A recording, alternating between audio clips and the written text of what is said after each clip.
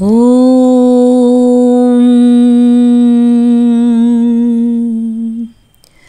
శ్రీరాఘవం దశరథాత్మజమప్రమేయం సీతాపతిం రఘుకులాన్వయరత్నదీపం ఆజానుబాహుం అరవిందదళాయతాక్షం రామం నిశాచర వినాశకరం నమామి. ఆపదామపహర్తారం దాతారం సర్వసంపదాం లోకాభిరామం శ్రీరామం భూయో భూయో నమామ్యహం. భూయో భూయో నమామ్యహం.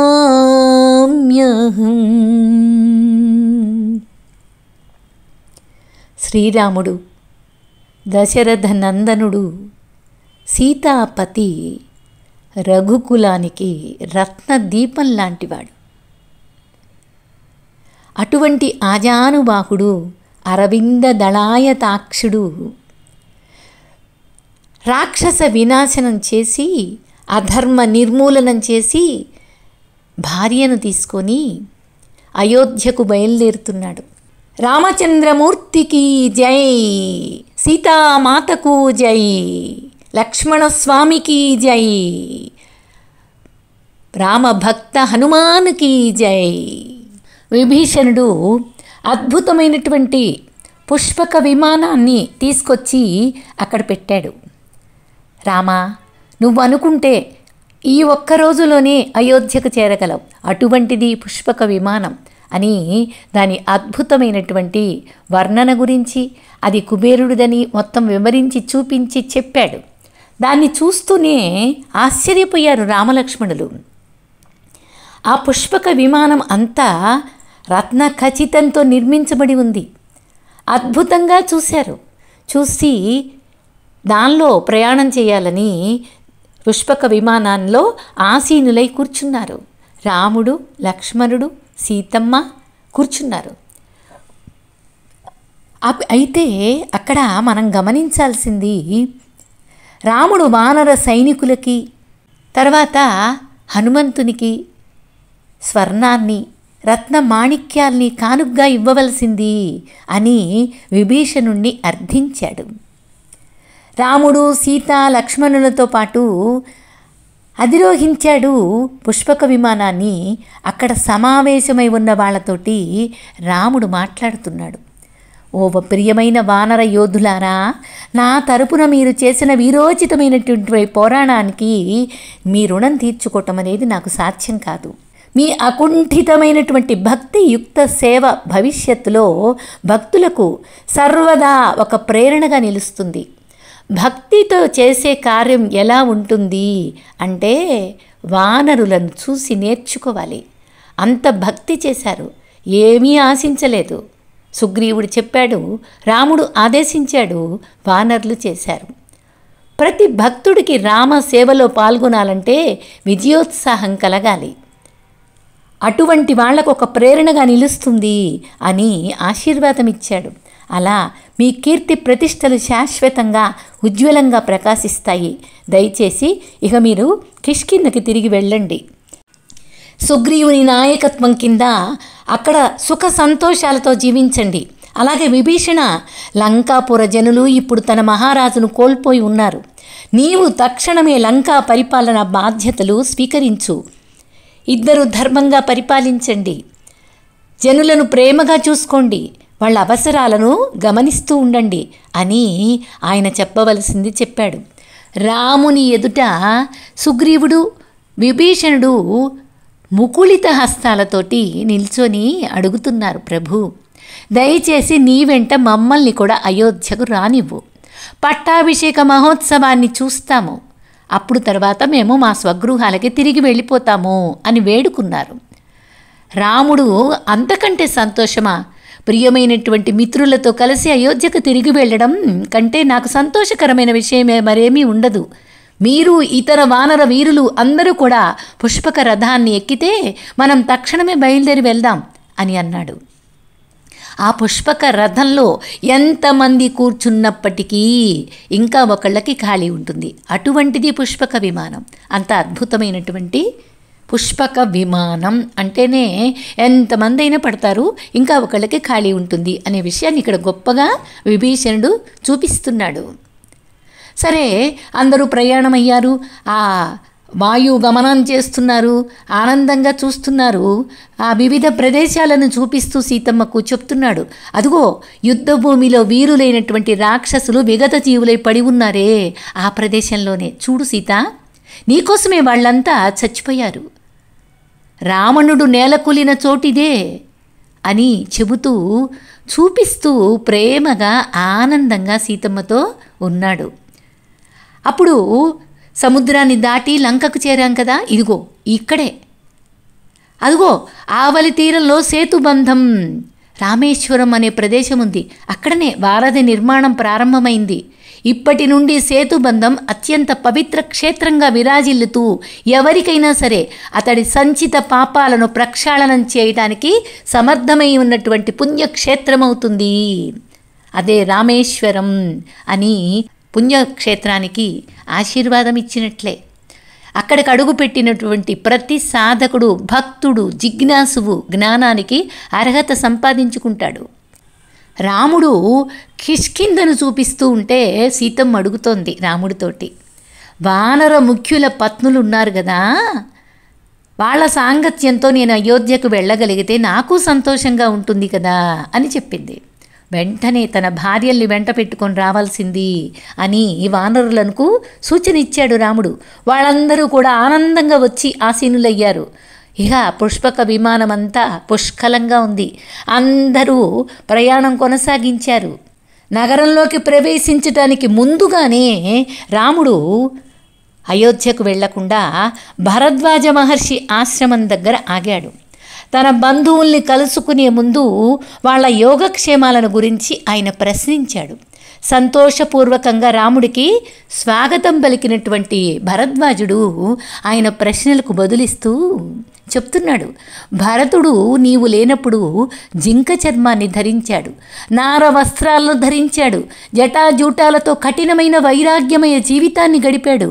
నీ పాదుకలను రాజసింహాసనంపై ఉంచి నీ సేవకుడిగా రాజ్యాన్ని పాలిస్తూ ఉన్నాడు. ఓ రామా, నీవు భూభారాన్ని తొలగించావని నా దివ్య దృష్టితో తెలుసుకున్నాను. అందువల్ల నీవు ఏమి కోరినా నేను సంతోషంతో నీకు ప్రసాదిస్తాను అని ఆనందంగా పలుకుతున్నాడు.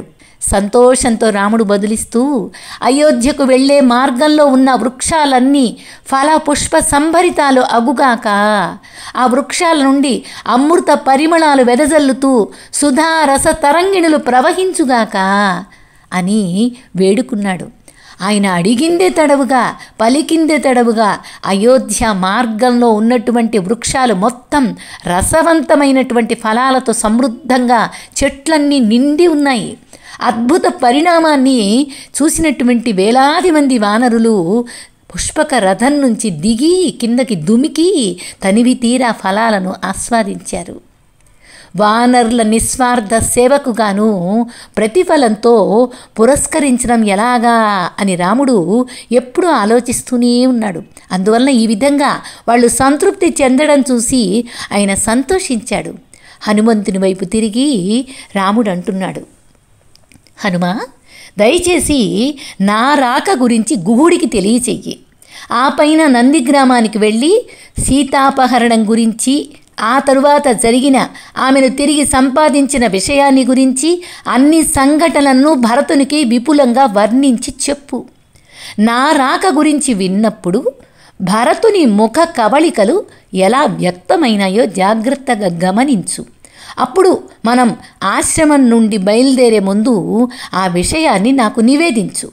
పదవి, అధికార శక్తి లేదా రాజభోగాల పట్ల తనకు ఉన్నటువంటి అనురక్తి వలన కానీ, లేక కైకేయి యొక్క ఉద్బోధ ఉంది కదా, ఆమె చెప్పి ఉంటుంది కదా, దాని వల్లనైనా కానీ భరతుడు రాజ్యాన్ని తానే పరిపాలించదలుచుకున్నాడు అనే భావన అనిపిస్తే అందుకు నేను సంతోషంగా అనుమతిస్తాను అని చెప్తున్నాడు.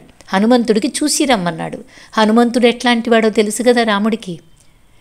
అక్కడ పరిస్థితుల్ని గమనిస్తాడు. ఒక పని చెప్తే అవసరమైన మేరకు కర్మకాండ పూర్తి చేసుకొని వస్తాడు. లంక సీతమ్మను చూసి రమ్మంటే లంక దహనం చేసి వచ్చాడు. మరి భరతుని ముఖ కవళికలను గమనించలేడా? అందుకనే యోగ్యమైన సేవకుడిని ఎన్నుకోవాలి. అటువంటి సేవకుడు హనుమంతుడు. అందుకనే హనుమంతుడిని పంపిస్తున్నాడు. హనుమంతుడు మనుష్య రూపాన్ని ధరించాడు. ఆకాశయానంతో నిష్క్రమించాడు. ముందుగా అతడు గుహురితోటి రాముడు ఆ రాత్రి భరద్వాజుని ఆశ్రమంలో గడిపాడు. మరునాడు వచ్చి అతన్ని కలుసుకుంటానని తెలియచేశాడు. నందిగ్రామానికి చేరుకున్న తర్వాత అక్కడ భరతుడు నార వస్త్రాలను ధరించి జటాజూటాలను ధరించి ఉండటాన్ని చూశాడు. భరతుడు ఒక చిన్న కుటీరంలో నివసిస్తున్నాడు. ఫలాలు కందమూలాలు తిని జీవిస్తూ ఉన్నాడు. ఎంతో విచారంగా ఉన్నాడు. శుష్క దేహంతో కనిపించాడు. హనుమంతుడి భరతుడిని సమీపించి, నేను రాముని సందేశవాహకునిగా వచ్చాను. ఆయన నీ క్షేమ సమాచారం గురించి అడుగుతున్నాడు. తాను త్వరలోనే అయోధ్యకు తిరిగి వస్తున్నట్లు నీకు తెలియజేయమన్నాడు అని తెలియచేశాడు.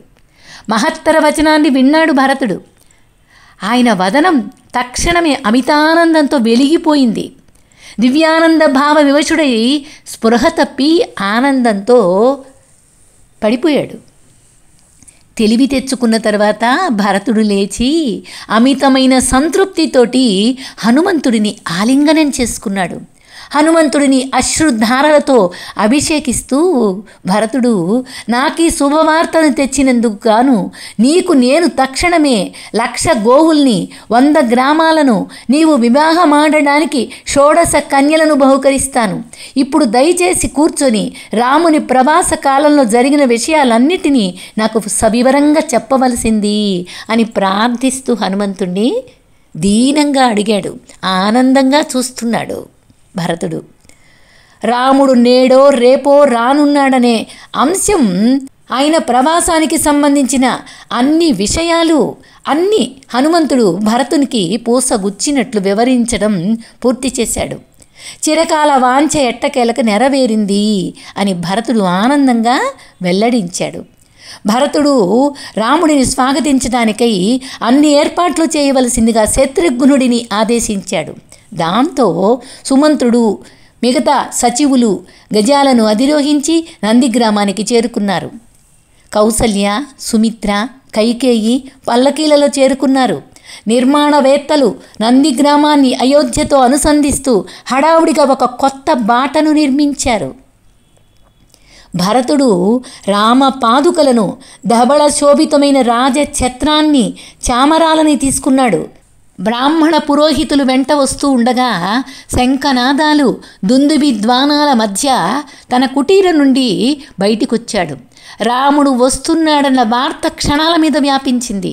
దాదాపుగా అయోధ్యాపుర జనాభా మొత్తం ఆయనను చూద్దామనే ఆశతో నందిగ్రామానికి పరిగెత్తుతూ తరలివచ్చారు.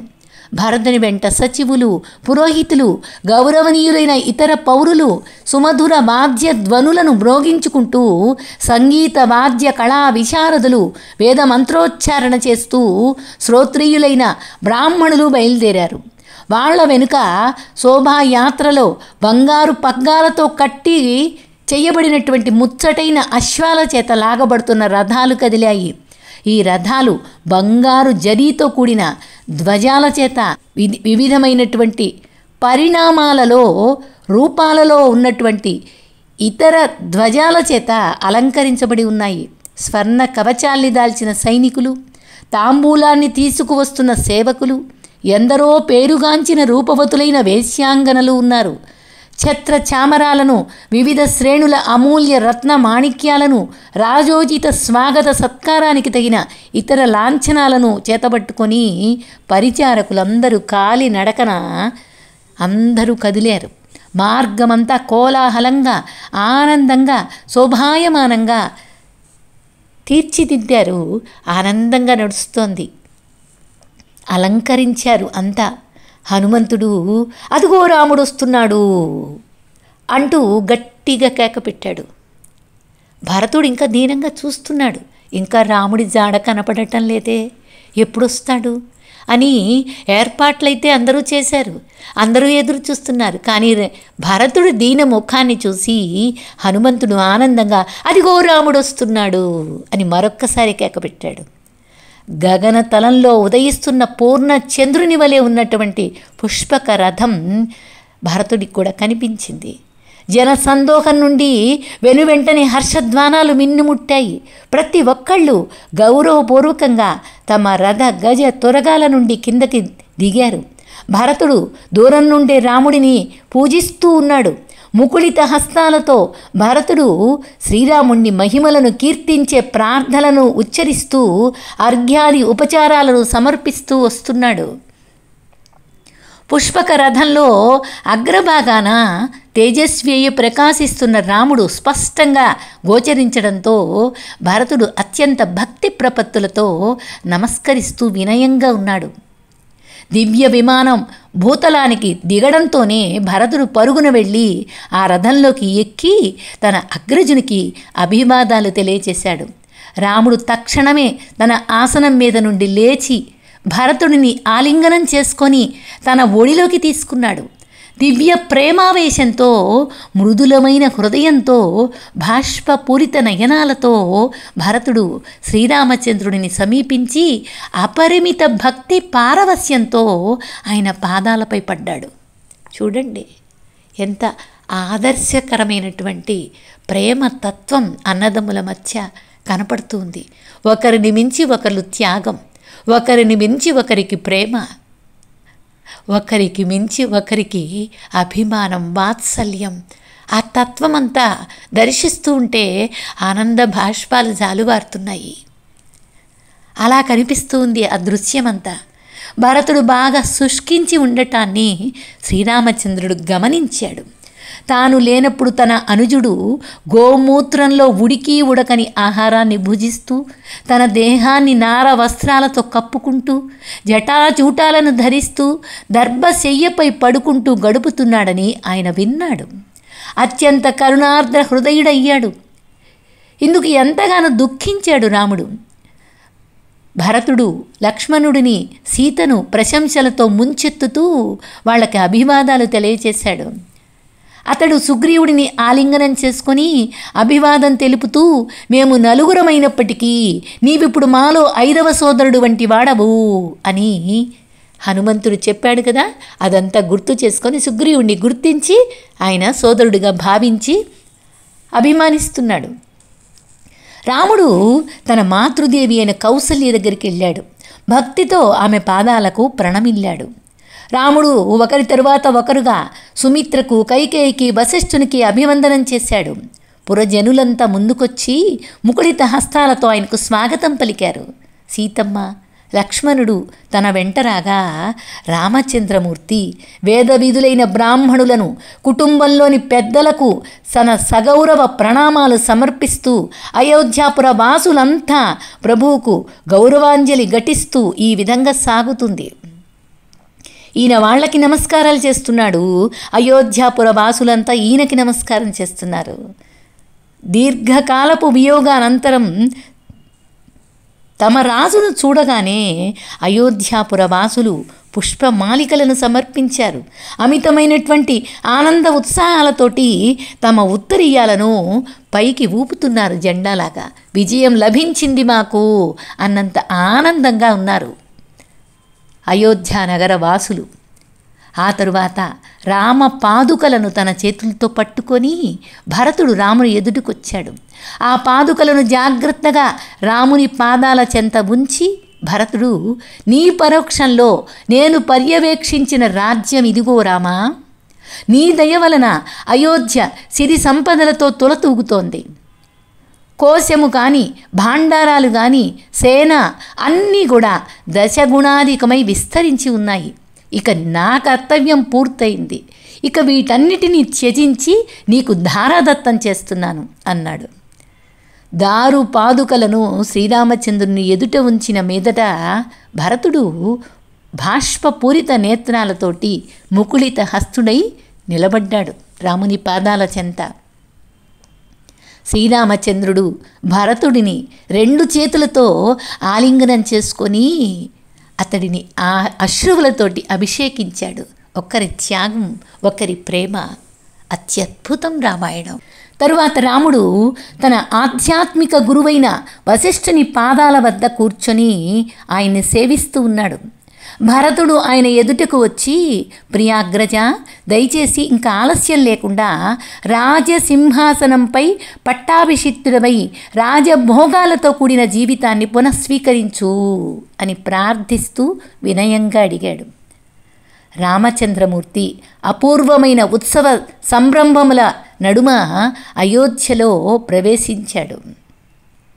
దారి పొడుగున ఆయనపై మనోజ్ఞమైన సౌరభభరితమైన పుష్పాలను వర్షిస్తూ ఈ రాజ్యంలో ఉన్నటువంటి జనులందరూ కూడా అభివాదాలు చేస్తూ ఉండగా మహనీయులైన బ్రహ్మాది దేవతలు అమితానందోత్సాహాలతోటి ప్రభువు యొక్క లీలా విశేషాలను ఘనంగా కీర్తించారు. కులగురువైన వశిష్ఠుడు రామచంద్రుడికి శిరోముండనాదులు చేయించాడు. ఆయనకు జటాజూటాలను ఉండి విముక్తి కలిగించాడు. స్నానానంతరం తర్వాత రాముడు తిరిగి రాజోచితమైన వస్త్రాలను ధరించి పుష్పమాల చేత ఆభరణాల చేత అలంకార భూషితుడై ఉన్నాడు. 3 మాతృమూర్తులు సీతను అలాగే సంభూషితురాల్ని చేశారు. వానరుల సతీమణులు కూడా అదేవిధంగా నూతన వస్త్రాభరణాలను ధరించారు. శత్రుఘ్నుని ఆదేశంతో సుమంత్రుడు శోభాయమానంగా అలంకృతమైన ఒక రథంతో రాముని ఎదుటికొచ్చాడు. రాముడు ప్రసన్న వదనుడై దానిని అధిరోహించాడు. భరతుడు పగ్గాలను చేతపట్టుకున్నాడు. శత్రుఘ్నుడు రాజలాంఛనమైన శ్వేతఛత్రాన్ని పట్టుకున్నాడు. రామునికి ఇరుపక్కల లక్ష్మణ విభీషణులు నిలిచి వింజామరలు వీస్తూ ఉన్నారు. ఆకాశంలో దేవతలు, దివ్య ఋషులు సుసంకల్పితమైన పదాలతోటి రాముడిని ఘనంగా కీర్తిస్తూ ఉన్నారు. రాముడు అయోధ్య వైపు సాగిపోగా వానరులంతా మనుష్య రూపాల్ని దాల్చి గజారోహణం చేసి సాగుతూ ఉన్నారు. ఒక బ్రహ్మాండమైన ఊరేగింపు ఆయన వెంట వచ్చింది. ఆ తరువాత తన రాజధానిలో ప్రవేశించిన రాముడు తనను స్వాగతించటం కోసం పురజనులంతా తమ గృహాల నుండి వెలుపలకు వచ్చి వీధుల వెంట బారులు తీరి ఉండడాన్ని చూశాడు. ఆబాల గోపాలం తమ పోయిన ప్రాణాలు తిరిగి వచ్చినట్లుగా రాముడిని వీక్షించారు. తమ ఉత్తరీయాలను ఊపుతూ ఆనందోద్వేగంతో గంతులు వేస్తూ ప్రజానీకం మన ప్రియతమ రాకుమారుడు తిరిగి వచ్చాడు, భక్త జన సంరక్షుడైన శ్రీరామునకు జయోస్తు విజయోస్తు అంటూ నినాదాలు చేశారు. సంగీతజ్ఞుల బాధ్యధ్వనులు, వేద మంత్రోచ్చారణల మధ్య రాముడు ప్రేమ ఆదరాలతోటి తన ప్రజలను ప్రేమతో వీక్షిస్తూ ఉన్నాడు. రాముడు తన సచివులకు అభివాదాలు చేసి తనకు వానరులతోటి విభీషణుడితోటి ఉన్నటువంటి రాజకీయ మైత్రిని వాళ్ళకి వివరించి చెప్పాడు. రాజులే కానీ ఒకరికొకరు సహాయం చేసుకున్నారు. ఆ విషయాలన్నీ కూడా వాళ్ళందరికీ వివరించి చెప్పాడు. ఆ తరువాత 500 పవిత్ర నదుల నుండి జలాలను తీసుకొని వచ్చారు. భరతుని అభ్యర్థన మేరకు జాంబవంతుడు, హనుమంతుడు, గవయుడు, వృషభుడు చతుస్సముద్రాల నుండి జలాన్ని తీసుకొని వచ్చారు. ఆ తరువాత ఆ జల కలశాలన్నిటినీ వశిష్ఠుని ఎదుట ఉంచారు. ఆ మహర్షి విలువైన రత్నమాణిక్యాలతోటి నిర్మించబడిన సింహాసనంపై రాముడిని, సీతమ్మను ఆసీనులను చేశాడు. వామదేవుడు, జాబాలి, కశ్యపుడు, కాత్యాయనుడు, సుయజ్ఞుడు, గౌతముడు, విజయ ఋషులు సహకరిస్తూ ఉండగా వశిష్ఠుడు పట్టాభిషేక మహోత్సవాన్ని నిర్వహించాడు. ఆ తరువాత బ్రాహ్మణులు అభిషేకించారు. తరువాత ఒక కన్య రాముడిని అభిషేకించింది. ఆ తరువాత ఆయన సచివులు, తరువాత ప్రముఖ యోధులు, వైశ్యులు ఒకరి తర్వాత ఒకరుగా అభిషేకిస్తూ వచ్చారు. అంతిమ అభిషేకం అయిన తరువాత వశిష్ఠుడు పట్టాభిషేక మహోత్సవాన్ని ఆకాశం నుండి వీక్షిస్తున్న లోకపాలులను, ఇతర దేవతా ముఖ్యులను రామునిపై ఓషధులతో సంప్రోక్షించవలసిందిగా ఆదేశించాడు. ఒక యజ్ఞ కార్యం జరుగుతూ ఉన్నప్పుడు ఇక్కడ మనం బాగా శ్రద్ధగా గమనించాల్సిన విషయం, యజ్ఞకార్యం అంటే హోమాలు లేదా అవిస్సులు వేయటం, అది ఒక్కటే యజ్ఞం కాదు, అది యజ్ఞమే. కానీ నిష్కామంగా రాముని సేవలో ఎవరైతే పాల్గొంటారో, భక్తితోటి ఆ సేవలాగా భావించి ఆధ్యాత్మిక కర్మ చేస్తూ ఉంటారో, వాళ్లకు ఆకాశయానం నుంచి సప్త మహర్షులు కూడా దీవిస్తూ ఉంటారు అనేది మర్చిపోకూడదు. దేవతలు, మహర్షులు పుష్పవర్షం కురిపిస్తారు, ఆశీర్వాదం ఇస్తారు, కొన్ని శక్తులు ఇస్తారు. ఇవన్నీ కనపడకుండా మనలో ప్రవేశిస్తూ ఉంటాయి. దాన్ని మనం వింటున్నప్పుడైనా అనుభవించాలి. మన లోపలికి ఒక దివ్యమైన శక్తి ప్రవేశించింది, అది రామానుగ్రహంతో కలిగింది, ఇతర దేవతందరూ నా మీద సంప్రోక్షణ చేశారు అని భావన చెయ్యాలి. అప్పుడు రాముడు ఒక అమూల్యమైన రత్న ఖచ్చితమైన స్వర్ణ సింహాసనంపై కూర్చున్నాడు. వశిష్ఠుడు ఆయన శిరస్సుపై రాజ మకుటాన్ని పెట్టాడు. ఆయన దేహాన్ని స్వర్ణాభరణాలతో అలంకరించాడు. గతంలో ఇక్ష్వాకు వంశ మహారాజులందరి చేత ధరించబడిన ఆ కిరీటం వైవస్వతమనువు యొక్క పట్టాభిషేకం కోసం బ్రహ్మదేవుని చేత ప్రత్యేకంగా రూపొందించినటువంటి కిరీటం. దేవేంద్రుని సూచన మేరకు వాయుదేవుడు రాముని మెడలో 100 స్వర్ణ కమలాలతో కూర్చబడిన హారాన్ని చేసి ముత్యాలతో మణులతో కూడినటువంటి ఒక దివ్య కంఠహారాన్ని ఆయనకు కానుకగా సమర్పించాడు. శత్రుఘ్నుడు రాముని శిరస్సుపై రాజఛత్రాన్ని పట్టుకున్నాడు. సుగ్రీవ విభీషణులు ఇరుప్రక్కలా నిలిచి వింజామరలు వీస్తూ ఉన్నారు. తర్వాత గంధర్వులు గానం చేస్తున్నారు, అప్సరసలు ఆనందోద్వేగంతో నాట్యం చేస్తున్నారు. రాముడు 1,00,000 గోవుల్ని, 30,000 బంగారు నాణేలను, అన్ని రకాల విలువైన రత్న మాణిక్యాలను బ్రాహ్మణులకు దానం చేస్తున్నాడు. సుగ్రీవునికి ఒక దివ్య కంఠహారాన్ని, అంగదునికి వజ్రాలతో ఉన్న అమూల్య రత్నాలతో అలంకరితమైనటువంటి కంకణ ద్వయాన్ని రాముడు బహూకరించాడు. తనకు పూర్వం వాయుదేవుడు ప్రసాదించిన ఒక కంఠహారంతో పాటు అతి విలువైన అలంకారంతో కూడిన అనేక వస్త్రాలను సీతకు బహూకరించాడు. సీత తనకు హనుమంతుడు చేసిన సేవలకన్నిటికీ అభినందనపూర్వకంగా అతడికి ఒక కానుక ఇవ్వాలని అనుకుంది. ఇలా జరుగుతూ ఉంది అక్కడ సన్నివేశం. ఈ ఆలోచన మదిలో మెదలగానే సీతమ్మ తనకు రాముడిచ్చిన కంఠహారాన్ని పట్టుకొని ఉన్న చేతిని తెరిచి రాముని వైపు ప్రశ్నార్థకంగా చూసింది. ఆమె మనోగతాన్ని అర్థం చేసుకున్నాడు రాముడు. ఆ కంఠహారాన్ని హనుమంతుడికి కానుకగా ఇవ్వవలసిందిగా సీతను అభ్యర్థించాడు. దానితో ఆమె సంతోషంతో దానిని హనుమంతుని మెడలో వేసింది. ఆ తర్వాత వానర ముఖ్యులందరికీ విలువైన వస్త్రాభరణాలను బహూకరించడం జరిగింది. ఇలాగా రాముని పట్టాభిషేక మహోత్సవం విజయవంతంగా పరిపూర్ణమైంది. హృదయంలో పూర్తిగా తృప్తి చెందిన వాళ్ళై వానరులు తమ తమ రాజ్యాలకు తిరిగి వెళ్ళిపోయారు. విభీషణుడు లంకకు తిరిగి వెళ్ళిపోయాడు. ప్రతి ఒక్కరూ సెలవు తీసుకున్న తర్వాత రాముడు లక్ష్మణునితో, ప్రియ సోదరా, ఇప్పుడు నేను సింహాసనం అధిష్ఠించడం జరిగింది కనుక నీవు నా వారసునిగా ప్రతిష్ఠించబడాలని అభిలషిస్తున్నాను, ఏమంటావు అన్నాడు.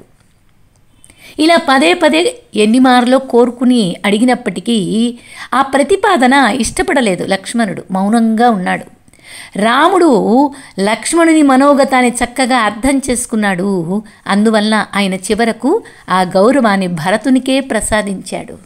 రాముడు తన రాజధాని అయిన అయోధ్య నుండి భూమండలాన్ని 11,000 సంవత్సరాలు పరిపాలించాడు. ఆ సమయంలో ఆయన 100 అశ్వమేధాలతో సహా అనేక యజ్ఞాలను చేశాడు. శ్రీరాముని రాజ్య పాలనా కాలంలో అరణ్యాలు, నదులు, పర్వతాలు, మహాపర్వతాలు, రాజ్యాలు, 7 ద్వీపాలు, 7 సాగరాలు అన్నీ అనుకూలంగా ఉండి సకల ప్రాణికోటికి అవసరమైన జీవనావసరాలను సమకూరుస్తూ ఉన్నాయి. దేహబాధలు లేవు, మానసిక బాధలు రావు, వ్యాధి రాదు, వృద్ధాప్యం లేనే లేదు, వియోగం, విలాపం, ఆపద, భీతి, గ్లాని అనేవి ఎవరికి ఎప్పుడు ఎన్నడూ కలగనే కలగవు. భర్తృవియోగంతో విలపించవలసిన వితంతువులు ఎవ్వరూ ఉండరు. వ్యాధులు, చోరభీతి కూడా ఆ ప్రదేశంలో ఎప్పుడు దరి చేరవు. వాస్తవానికి వన్యమృగాలు సైతం తమ సహజ శత్రుత్వాన్ని వదిలిపెట్టేశాయి. ఒకదానికొకటి చంపుకోవడం మానేశాయి. పౌరులంతా పూర్తిగా ధర్మవర్తనులై సర్వదా రాముడిని తన ప్రభువుగా, యజమానిగా భావించి గౌరవించారు. అంతేకాకుండా వాళ్ళు రాముడిని తమ ప్రాణంగా, ఆత్మగా కూడా భావించారు. ప్రతి ఒక్కరూ వేలాది సంవత్సరాలు జీవించి వేలాది పుత్రులను కన్నారు. కోరని వారికి మృత్యువు కూడా లేదు. ఎవరేది మాట్లాడినా ఒక్క రాముని గురించే. అలా భూలోకం యావత్తు విష్ణులోకమైన వైకుంఠంలాగా భాషించింది. లవకుశలు తమ రామాయణ కథా గానాన్ని ఇలా ముగించారు అని వాల్మీకి మహర్షి మనకి ఈ అద్భుతమైనటువంటి రామాయణ గాథను అనునిత్యం ఆకర్ణించే వారెవరైనా కానీ సకల పాపాల నుండి విముక్తులవుతారు అని వాల్మీకి మహర్షి మనల్ని ఆశీర్వదిస్తున్నాడు. తమ వ్యామోహాలను జయిస్తారు. ఈ పవిత్ర కథను శ్రద్ధాపూర్వకంగా విన్నవాళ్ళకి ఇది ఓజస్సునిస్తుంది, దీర్ఘాయువునిస్తుంది, సకల విజయాలను ప్రాప్తిస్తుంది. ఔషధ పానం లేకుండా శరీరం ఆరోగ్యంగా ఉంచుతుంది, మనస్సును పవిత్రం చేస్తుంది, బుద్ధిని జ్ఞానం వైపు మరలిస్తుంది, జన్మ రానటువంటి ఆత్మానుభూతిని కలిగిస్తుంది. ఈ రామాయణాన్ని స్త్రీ పఠిస్తే వంశం వృద్ధి పొందుతుంది. రాజు పఠిస్తే భూమండలాన్ని జయిస్తాడు. యాత్రికుడైతే తన గమ్యాన్ని చేరుకుంటాడు. పాపాత్ముడు గనక పఠిస్తే పవిత్ర పుణ్యాత్ముడైపోతాడు. అటువంటిది రామాయణం అంటూ రామ పట్టాభిషేకంతో వాల్మీకి మహర్షి లవకుశల చేత మనకు వినోదంగా పాడించి, గానం చేయించి, పవిత్ర కథను మనకు వినిపించి, ఆయన ఆనందంతో పవిత్రాత్ముడై మనల్ని పవిత్రాత్ములుగా, పుణ్యవంతులుగా చేశాడు. అటువంటి రామాయణాన్ని మన చేత వినిపించాడు, మన చేత అనిపించాడు, మన చేత పలికించాడు. వాల్మీకి మహర్షికి జై, రామాయణ కథా గానానికి జై, శ్రీరామ ప్రభువుకు జై, సమస్త దేవతలకు జై. జై శ్రీరామ్, జై శ్రీరామ్.